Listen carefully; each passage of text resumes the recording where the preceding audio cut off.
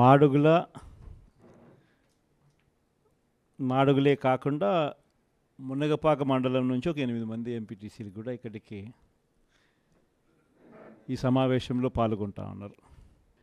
ఈ ఎన్నికల్లో మనం చెప్పిన ప్రతి వాగ్దానం కూడా ఒక బైబిల్గా, ఒక ఖురాన్గా, ఒక భగవద్గీతగా భావిస్తూ మాట తప్పకుండా ప్రతి సంవత్సరము కూడా క్యాలెండర్ ఇచ్చి, ఇదిగో ఈ నెలలో ఈ కార్యక్రమం జరుగుతుంది, ఇదిగో ఈ నెలలో ఈ కార్యక్రమం జరుగుతుంది అని చెప్పి ఏకంగా క్యాలెండర్ ఇచ్చి మాట తప్పకుండా ఎన్ని సమస్యలు మనకున్నా కూడా, కోవిడ్ లాంటి మహమ్మారి కూడా మన రాష్ట్రాన్ని పీడించిన రోజుల్లో కూడా సాకులు చెప్పలేదు, కారణాలు ఇవ్వలేదు. ఎన్నికల్లో ఏదైతే మాట చెప్పామో ఆ మాట కోసం కట్టుబడి క్యాలెండర్ ఇచ్చి మరీ ఏ నెలలో ఏ పథకం ఇస్తామో చెప్పి మరీ బటన్లు నొక్కి నేరుగా ప్రతి ఇంటికి మంచి చేశాం. చేసిన మంచి ఎక్కడికి పోదు. ఆ మంచి ప్రతి ఇంట్లోనూ కూడా ఈ రోజుకి కూడా బ్రతికే ఉంటుంది. నెక్స్ట్ ఎన్నికలు వచ్చేసరికి మనం చేసిన ఈ మంచే, చంద్రబాబు నాయుడు చేసిన ఈ మోసమే ఒక కోపంగా మారుతుంది.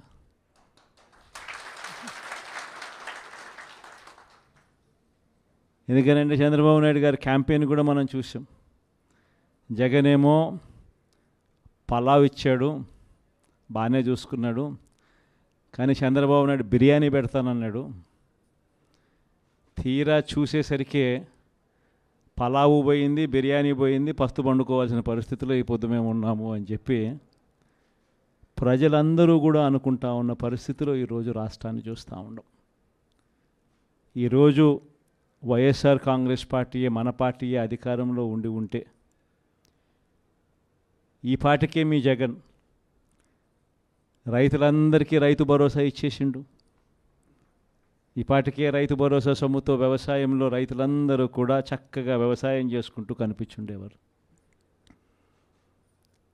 వైఎస్ఆర్ కాంగ్రెస్ పార్టీయే ఉండింటే, మీ జగనే ముఖ్యమంత్రిగా ఉంటే ఈ పాటికే బడులకు పోతా ఉన్న పిల్లలందరూ కూడా సంతోషంగా బడులకు పోతూ ఉందరు. వాళ్ళ అమ్మలందరికీ కూడా ఈ పాటికి అమ్మఒడి పథకం కూడా ఈ పాటికి అంది, వాళ్ళందరూ కూడా సంతోషంగా ఉండుండేవాళ్ళు. ఈ పాటికి అక్క చెల్లెమ్మల ముఖంలో చిరునవ్వు కనిపిస్తూ సున్నా వడ్డీకి సంబంధించిన సొమ్ము కూడా ఆ పొదుపు సంఘాల అక్క చెల్లెమ్మలకు అందరికీ కూడా సున్నా వడ్డీకి సంబంధించిన డబ్బులు కూడా వాళ్ళందరికీ కూడా ఏప్రిల్లోనే మామూలుగా ఇస్తూ ఉంటుంది. ఎన్నికలు కాబట్టి, కోడ్ కాబట్టి ఒక అటు ఇటుగా పోయినా కూడా మనం వచ్చిన వెంటనే ఈ పార్టీకే మీ జగనే ఉంటే ఆ సొమ్ములు కూడా వచ్చి ఉండేటివి. మీ జగనే ముఖ్యమంత్రిగా ఉండింటే, వైఎస్ఆర్ కాంగ్రెస్ పార్టీ మన పార్టీయే అధికారంలో ఉండుంటే ఈ పార్టీకే విద్యా దీవెన కింద ప్రతి పిల్లాడికి కూడా వాళ్ళు కట్టాల్సిన ఫీజులు ప్రతి త్రైమాసికం 3 నెలలకు ఒకసారి వాళ్ళకు సంబంధించిన ఫీజులు మళ్ళీ 3 నెలల లోపల 3 నెలలు అయిపోయిన వెంటనే ప్రతి త్రైమాసికం వచ్చే ఫీజులు విద్యా దీవెన కింద వాళ్ళ ఖాతాల్లోకి పడుండేటివి. వసతి దీవెన డబ్బులు కూడా పడుండేటివి.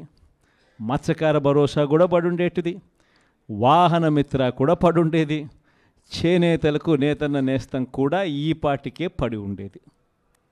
ఇది మన 5 ఏళ్ల చరిత్ర చూస్తే ప్రతి సంవత్సరం మనం ఈ ఆగస్టు నెలాఖరు లోపల ఇవన్నీ కూడా రొటీన్గా సాదాసీదాగా మామూలుగా ఎవరు చుట్టూ తిరగాల్సిన అవసరం లేకుండా మామూలుగా జరుగుతూ పోయేటివి.